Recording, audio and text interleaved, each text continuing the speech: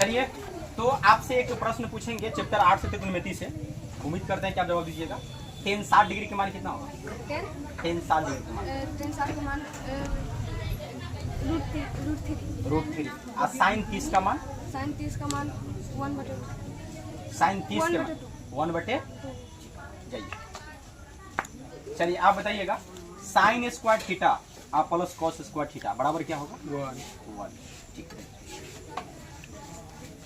आपको बताना है कि sec square theta minus tan square theta बराबर क्या होगा? 1। और sin थीटा गुणे cosec थीटा बराबर कितना होगा? आप बताइएगा। sin बटे cos, sin बटे इक्वल टू क्या होगा? tan theta. और cos बटे sin थीटा इक्वल टू क्या होगा? sin स्क्वायर 60 डिग्री के मान कितना होगा? ध्यान दीजिएगा। sin स्क्वायर 60 डिग्री के मान कितना होगा? sin स्क्वायर 60 डिग्री का मान 3/4। sin 60 के मान कितना होता है?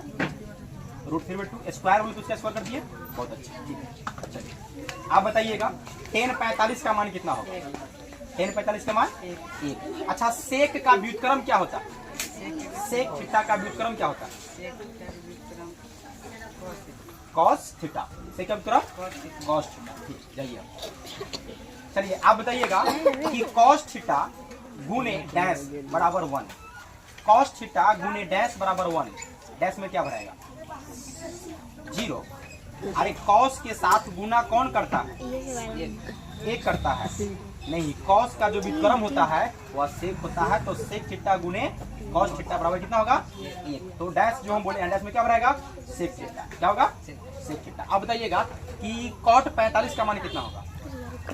cot 45 का मान नहीं, गलत बोल रहा है। cot 45 का मान 1 होगा। आपको याद नहीं है, जाकर घर पर याद कीजिए। ठीक है, आप जाकर याद कीजिए। याद नहीं है आपको, बोलिएगा।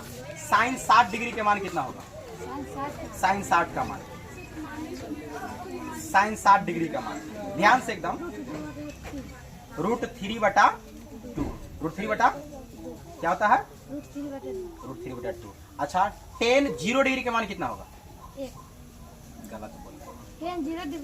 tan 0 डिग्री के मान tan 0 का मान हुआ 0 होता है। अब बताइएगा कि सेक स्क्वायर थीटा, क्या पूछ रहे हैं? Sec square theta minus tan square theta बराबर कितना होगा? बहुत अच्छा, ठीक है। चलिए अब बोलिए कि साइन बटे कॉस बराबर क्या होगा? साइन बटे कॉस बराबर क्या होगा?